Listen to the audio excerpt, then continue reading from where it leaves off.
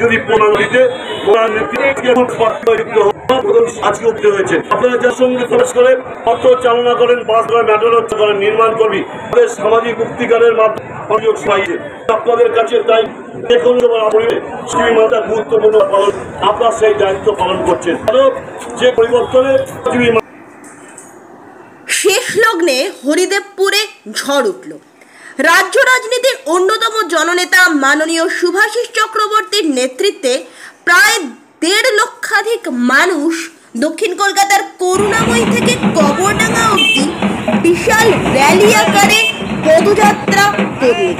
এই পদযাত্রায় সামিল হয়েছিলেন প্রায় লক্ষাধিক তৃণমূলপন্থী মানুষ।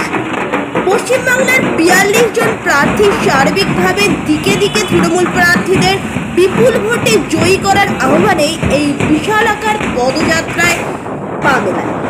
এই পদযাত্রায় উপস্থিত ছিলেন মাননীয় শুভাশিস চক্রবর্তীর স্নেহধন্য তৃণমূল কংগ্রেসের লড়াকু নেতা রাজা মজুমদার, INTTUCর দক্ষিণ কলকাতার সাধারণ সম্পাদক মাননীয় শ্রী অশোক সরকার, বিশিষ্ট যুব নেতা তথা সমাজসেবী সৌরভ সিং সহ আরো অনেকে।